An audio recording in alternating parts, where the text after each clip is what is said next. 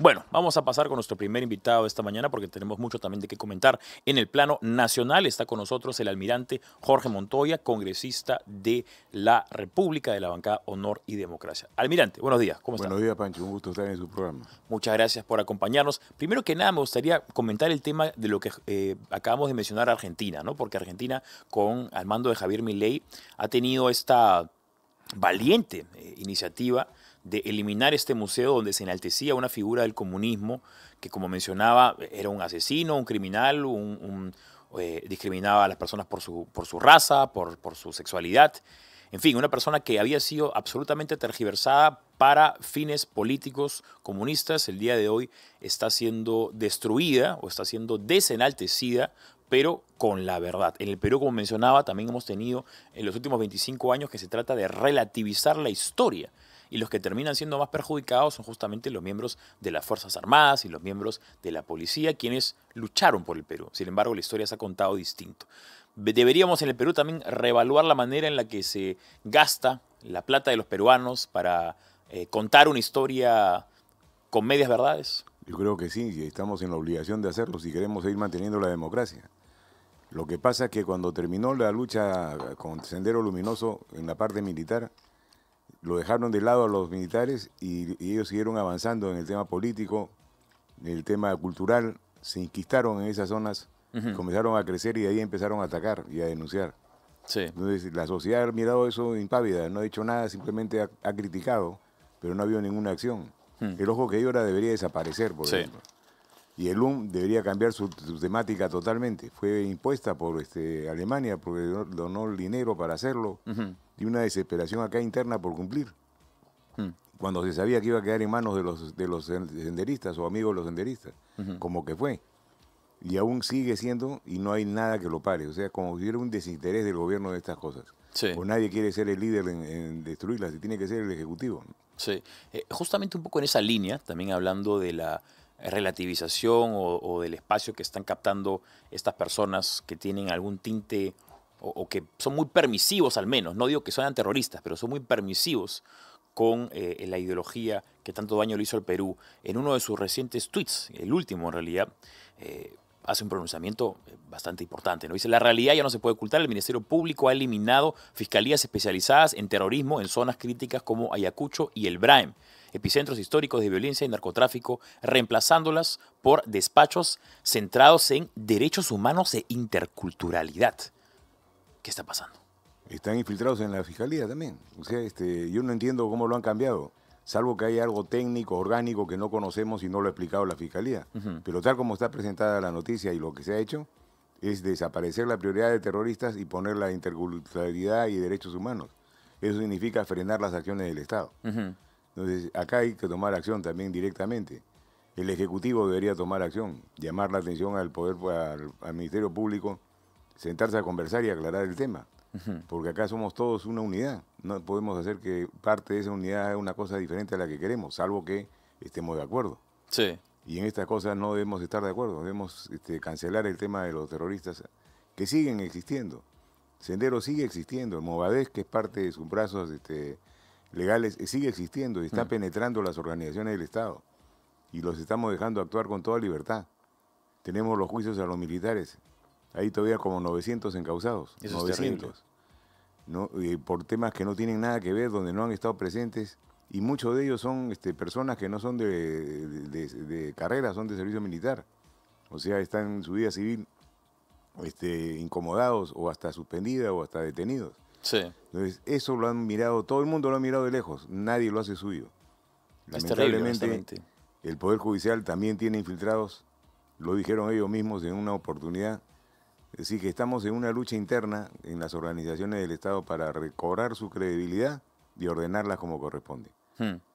Que no creo que se haga en el corto plazo, pero al menos hay que tenerlo como una agenda país para arreglarlo. Sí, hablando del corto plazo, lo que también se está ya conversando desde el Congreso es una posible censura o al menos una solicitud de renuncia al premier Gustavo Adriancén. ¿Debe ser removido de su cargo o debería renunciar el señor Adriancén? Fíjese, yo siempre me he negado a las censuras y interpelaciones para los ministros que están trabajando, como él, el Interior, Defensa. Sí. Pero en este caso he firmado la moción, porque lo que ha dicho, las declaraciones que dio, lo descalifican totalmente. Si fue un error, lamentablemente fue un error que políticamente tiene que ser pagado. Y creo que la presidenta debería tomar acción inmediata y cambiarlo. No llegar a la censura, sino cambiarlo y poner a otra persona y refrescar en algo el gabinete. Porque ya el clamor es tan grande que no lo van a poder contener. Y esto va a ser perjudicial para la estabilidad futura. Para poner un poco en contexto, como todos sabrán, la semana pasada fueron asesinados 13 mineros en Patás y de una manera totalmente sanguinaria, ¿no? Una violencia a la que tal vez no estábamos acostumbrados a ver o no veíamos desde los años más terroríficos de la época del terrorismo. 13 mineros fueron asesinados y el primer ministro dijo una cosa, luego se desdijo, se corrigió y además el mero hecho de que haya sucedido esto acá en el país refleja que tal vez estamos ya hablando de un narcoestado, estamos hablando de tierras liberadas. Estamos hablando de zonas donde no hay control policial del Estado, sino que están los delincuentes estos. Pero no se han identificado los actores en la zona. Ha pasado más de un año de estado de emergencia y yo no he escuchado una sola vez que digan en las concesiones, el dueño de la concesión es fulano de tal, está trabajando fulano de tal o tal grupo de personas en esa concesión como mineros formales, porque han recibido la autorización del propietario de la concesión para trabajarla. Y hay otros ilegales que también lo hacen. O sea, hay 3 actores ahí, los mineros, el dueño de la concesión y los ilegales. Y nunca lo han dividido de esa forma. Y hay que mapear el lugar también, ubicarlas con las bocatomas, controlarlas directamente y saber a quién pertenecen. Todo tiene dueño, todo tiene un responsable directo. Y nadie se puede eximir de esa responsabilidad en Patás. Sí. De las grandes mineras, las medianas y las pequeñas, todas. Ahora, si en todo caso se hiciera una modificación en todo el gabinete, partiendo desde el primer ministro Gustavo Arianzén, ¿habría verdaderamente un resultado positivo en el corto plazo o simplemente sería un gesto político para reconocer el error? Como lo veo yo, es un gesto político, para reconocer el error que cause el menor daño posible. Y el menor daño posible es que lo cambie al primer ministro. Sí. Eso sería lo menos dañino para el gabinete. No hay que llegar a extremos porque nos desestabilizamos solos. ¿Quién debería asumir el cargo de primer ministro? ¿No? Estamos, ahí estamos en complicados. Sí, bueno, acá el tema, digamos, si nos ponemos a analizar de manera fría, ¿no? Sin ánimo de ser críticos de las personas que han estado o que están actualmente en el Poder Ejecutivo, pero el gobierno no goza de una amplia popularidad, por el contrario, está prácticamente en UCI en cuanto a una popularidad y difícilmente se puede conseguir a personas aptas, peruanos, con carácter noble, que quieran ser parte de un gobierno que está tan desaprobado por la población. Entonces, si en todo caso se retira el señor Gustavo Arianzén y se pone a otro ministro, ¿qué garantiza que sea mejor o igual? Tendría que ser un gabinete de transición con un acuerdo político en todas las organizaciones para que le dé más autonomía al primer ministro para trabajar y mantener una estabilidad de esa forma. Recordando además que todas las personas que deseen postular a cargo público en las próximas elecciones tienen que dejar el cargo público, no pueden estar en función 6 meses antes, o sea que en octubre es la fecha en la que... El límite, ¿no? Entonces, como usted menciona, tendría que ser un gabinete de transición de personas que estén, de 19 personas que estén dispuestas a quedarse hasta el 28 de julio del próximo año. Así es, yo creo que tenemos peruanos de bien que pueden asumir esa responsabilidad, pero tienen que estar dirigidos por un líder que debe salir de los partidos, porque tiene que ser algo orgánico. No podemos traer independientes solamente para actuar en este caso. ¿Debería ser entonces el primer ministro una persona que esté vinculada con los partidos políticos del Congreso? Del país, esté en el Congreso o no los partidos políticos, pero tiene que ser de una organización para que pueda tener el respaldo político de esa organización. Eso le ha faltado a este gobierno, un respaldo político. Le ha faltado un respaldo político real, no tenía bancada. Pese a que dicen que el Congreso es su bancada, no es cierto. Somos 130 personas con pensamientos diferentes. Sí. Así que no ha tenido un respaldo como para actuar completamente con libertad. Pero se podría lograr eso para esta transición y vivir tranquilos este año que nos queda. Porque si estamos buscando la vacancia y estas cosas, no va a ir mal, no nos va a ir mejor. En el caso de la vacancia, por ejemplo, porque eso es algo que también se dice que se busca, ¿no? Y ahora, ya tenemos una fecha, que es el 12 de abril de 2026. La fecha ya está puesta. Hacer unas elecciones o convocarlas no es una tarea tan fácil. No es que podemos hacerla mañana. Si en todo caso se buscara vacar a la presidencia, ¿cuál sería el objetivo ahí? Destrozar el país y agarrar el poder con las manos y las uñas. Las personas que quieren hacer eso están con esa mentalidad de cómo me hago rico en 6 meses. Sí. O cómo recibo el poder para no soltarlo también. Entonces hay que tener mucho cuidado en eso. Estamos en el peor momento para pensar en una vacancia. Y los irresponsables que la están planteando deberían meditar en lo que están haciendo. Pero, ¿qué cosa beneficiaría esta solicitud de vacancia? Me refiero, si en todo caso se llega a censurar al señor Adriancén, o si es que él tiene la voluntad de renunciar, ¿eso disminuiría las posibilidades de que la señora pudiera ser vacada o en todo caso le daría un poco de oxígeno al reconocer ciertos errores? Yo creo que tiene las dos cosas. Tiene que reconocer los errores y tiene que evitarse la vacancia. ¿No? Y eso mucho depende del Ejecutivo mismo, ¿no? De la misma Presidente. Sí. Que cambie. Yo he visto que ha salido a defender a su primer ministro. Entiendo el espíritu de cuerpo, pero en este caso no hay espíritu de cuerpo, debe haber cálculo político. ¿Cómo puedo continuar mi gobierno sin perturbaciones si es que no tomo una acción directa ahora? Sí. Y creo que es el momento adecuado para hacerlo. Tenemos algunas declaraciones de diferentes actores políticos. Escuchemos al periodista César Hildebrand, quien critica justamente al gobierno. Su gobierno está corrompido. Su gobierno ha perdido autoridad. Su gobierno ha perdido legitimidad. Su gobierno no puede derrotar al crimen porque su gobierno es la personificación del crimen. Renuncie, señora Boluarte. No le crea a la mafia fujimorista, ni a Renovación Popular, ni a Podemos, ni a Alianza para el Progreso. No le crea a la izquierda carterista de Cerrón y compañía. Ellos la usan y habrán de usarla todo lo que sea posible. Pero quien responderá ante los jueces e irá eventualmente a la cárcel será usted. Abrevie su drama, el del país, señora Boluarte. Renuncie y permita que el país tenga otra oportunidad. Renuncie, dice César Hildebrand, quien dicho sea de paso fue un gran promotor de que Dina Boluarte esté en el poder, ¿no? Porque él apoyó de manera indirecta al menos a Pedro Castillo, el proyecto político de Perú Libre que trajo consigo a la señora Dina Boluarte. Y ahora está pidiendo que renuncie porque asegura que la señora irá a la cárcel al final de su mandato. Tal vez es un vaticinio no tan alejado a la verdad, teniendo en cuenta el repertorio de expresidentes que tenemos que han pasado por el patíbulo de la justicia. ¿Será ese el futuro de la señora Boluarte? Bueno, puede ser parte de su futuro. O sea, una vez que sale va a caer en manos del Ministerio Público. Y si no está arreglado el Ministerio Público para esa fecha, yo creo que las predicciones son negativas. ¿Y la opinión de César Hildebrand, quien solicita la renuncia de la señora Boluarte? Está equivocado también. Está generando una dificultad que no se va a poder atender.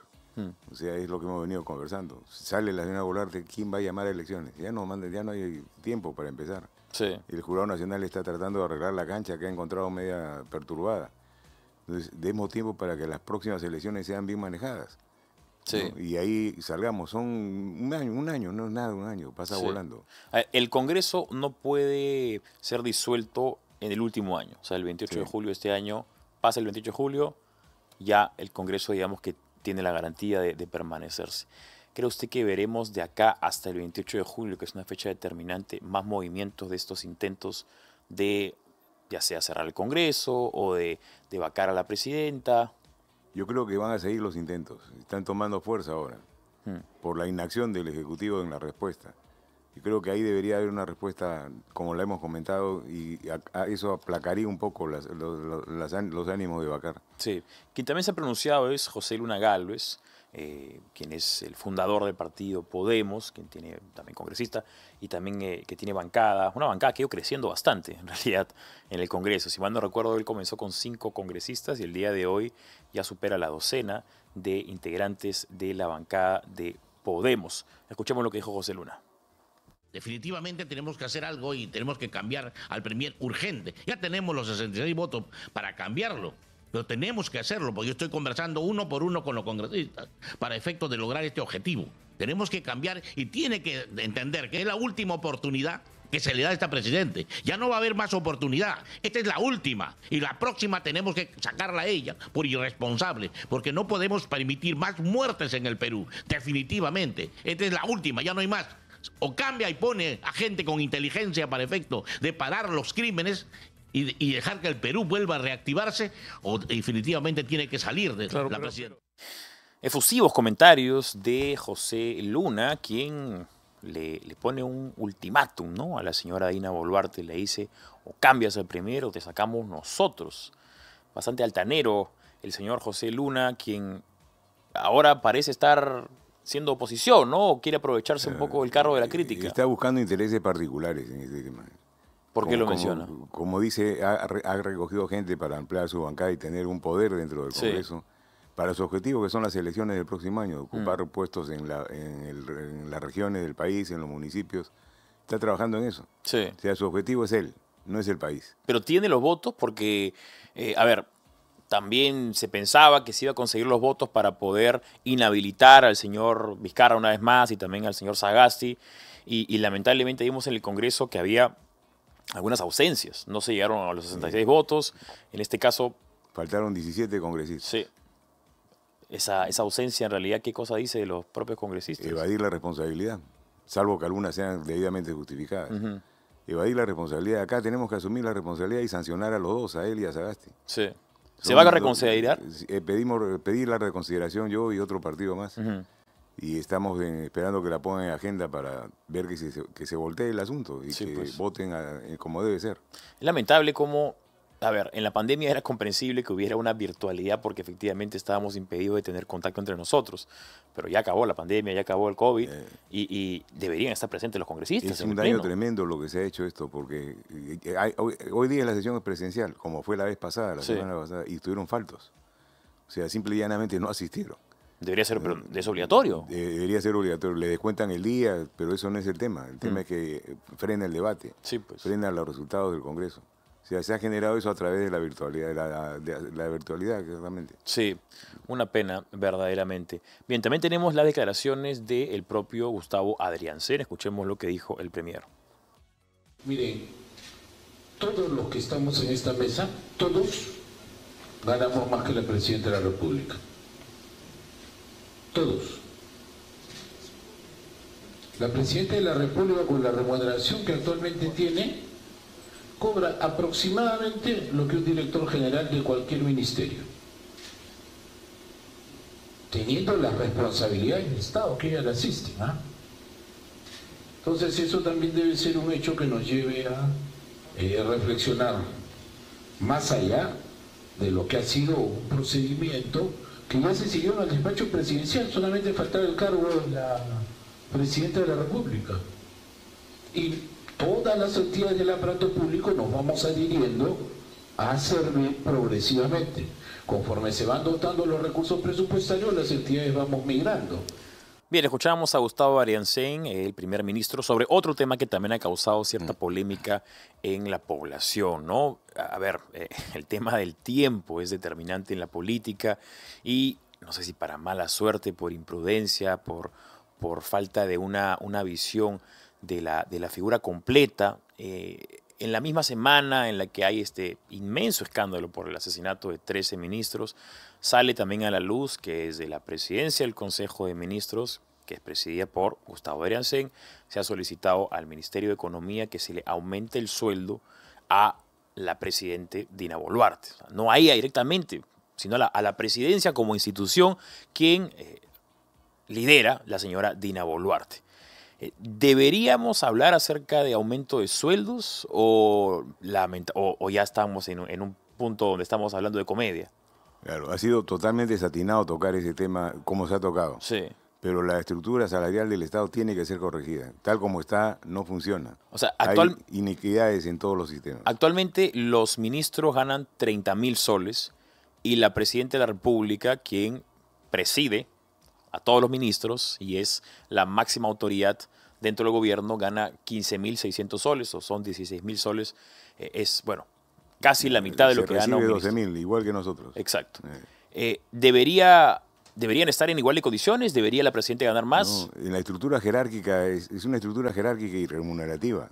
O sea, no puede haber lo que sucede actualmente, hay una desnivelación total. Sí. Hay ministerios donde el portero gana más que el director en otro ministerio. Y los empleados civiles de los ministerios de defensa, del Ministerio de Defensa, son los peor pagados de todos. Sí. Realizando las mismas funciones que realizan compañeros de ellos en otros ministerios. Yo he hablado con el ministro de Economía y le he pedido que se haga un estudio para reestructurar las remuneraciones del sector público. Y yo me comprometí a ayudarlos y apoyarlos. Ahora, el problema también está en que cuando se determina un sueldo específico, con el pasar de los tiempos, ese valor termina disminuyendo, termina variando por la inflación, por el alza de la moneda, en fin, diferentes situaciones macroeconómicas que hacen que una cantidad de dinero no tenga el mismo valor de compra de lo que tenía en el pasado o más adelante. ¿Debería el sueldo de los funcionarios públicos estar determinado por algo variable, por ejemplo, con un porcentaje del PBI o utilizando como referencia UITs? Yo creo que debería ser la inflación y cada 4 años o cada 3 años, ¿no? O sea, periódicamente reajustarlo y que sea parte de una responsabilidad del Estado. Y yo he hecho eso con lo de la Fuerza Armada. Le pedí al primer ministro anterior y al actual, donde el actual y la presidenta así lo autorizaron, de que permitan recuperar la capacidad adquisitiva de la Fuerza Armada, que estaba congelada desde el año 2012. Sí. Se hizo el cálculo y equivalía al 44%. Y nos han integrado el 44%. Claro, en 4 tramos se terminará el fines del próximo año, pero al menos va a recuperarse en algo. Sí. No es la solución perfecta, pero es un paliativo para la situación actual. Ahora, teniendo en cuenta que la señora no tiene una amplia aprobación, tiene una muy baja aprobación, difícilmente va a haber un peruano que esté a favor del incremento salarial, porque inevitablemente no lo ven de manera racional, sino lo ven de manera emocional. Ven que es ella directamente quien se quiere subir el sueldo y no la presidencia de la República quien se quiere subir el sueldo. ¿Podríamos en todo caso hablar de que se reestructurara a partir de julio de 2026? Sí, ese es un trabajo largo, ¿eh? O sea, no se va a acabar para este año. De eso estoy seguro. Podría ser a partir que este gobierno lo deje listo para que sea ejecutado en el siguiente. Sí. Porque es complicado el trabajo, no es sencillo, y yo calculo unos 6, 7 meses de trabajo fuerte para tener una propuesta para ser aprobada y debatida. Entonces, esto tendría que ser definitivamente para el siguiente gobierno, no es para este. Pero tiene que hacerse ahora el trabajo. Quien también ha sido denunciado o acusado constitucionalmente es el señor Morranquero, ministro de Educación, por una serie de comentarios. Se le acusa de haber hecho comentarios racistas o discriminatorios cuando se refirió a las personas que protestaron en contra de Dina Boluarte como ratas. Dijo, los derechos humanos son para personas, no para ratas. ¿Es prudente que haya esta acusación o se está sacando los comentarios fuera de lugar? Hizo un comentario inadecuado, pero no es para que digan que está discriminando a la gente, ni mucho menos, ¿no? Ya eso es un juego político de la Fiscalía. Está tratando de anular las posibilidades que puede tener la presidenta de acomodar su gabinete. Sí. O sea, esa es la Fiscalía infiltrada que está jugando su propio partido, ¿no? Con la izquierda radical y con los caviares. Tiene ahí una mezcla, una combinación medio extraña de personas. Sí. Que está trabajando así y nadie la para. La Junta Nacional de Justicia debería actuar de oficio e investigar las acciones de los fiscales que están actuando mal y son evidentes. Pero no lo hace. Pese a que esta es otra junta con mejor talante que la anterior. Sí, bueno, la anterior daba mucho que desear, ¿no? Definitivamente. ¿Lo veremos usted nuevamente postulando a algún cargo público en las próximas elecciones? Si tengo la suerte de que alguien me invite a participar, lo haré. ¿Está en conversaciones con uno de los 43 partidos políticos que tenemos? Con ninguno. Con ninguno todavía, al menos. No, todavía. Pero tienen que arreglarse ellos primero. Sí. ¿Guardar buenas relaciones o amistades con los Mantengo partidos? relaciones buenas con amigos que tengo en varios. O Sí. sea, por ese lado no hay problema.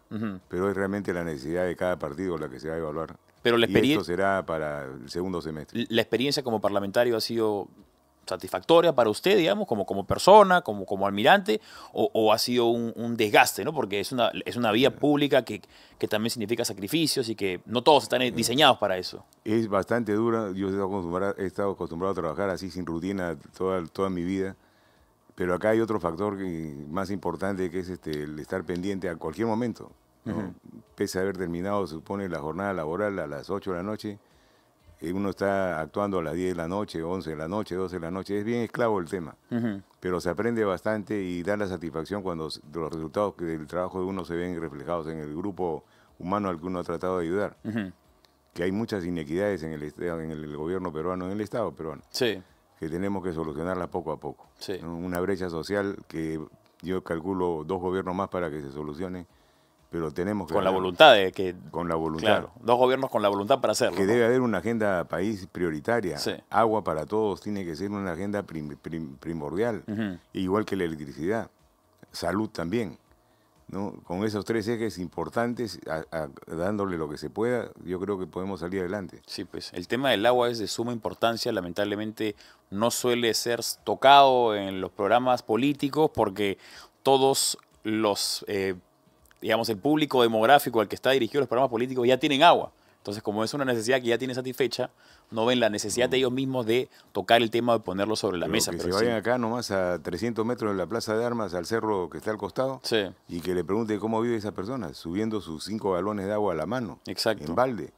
¿No? Eso es inconcebible. Es inconcebible. Y no se ha hecho ningún programa especial para eso. Las soluciones para eso no son fáciles. Una mejor solución sería generar áreas urbanizadas en otras zonas y trasladar a la gente de los cerros. Sí. Subir agua a 200 metros de altura no es fácil. Es mucho más difícil la Y es manera más costoso. logística, definitivamente. Bien, muchas gracias al almirante Jorge Montoya, congresista de la República, por acompañarnos esta mañana. Almirante, siempre un placer conversar con usted. Gracias, Pancho. Un gusto Bien, estar acá. una pequeña pausa y regresamos con Marta Chávez, abogada y excongresista de la República, para continuar con los temas de la coyuntura nacional. Pausa y regresamos.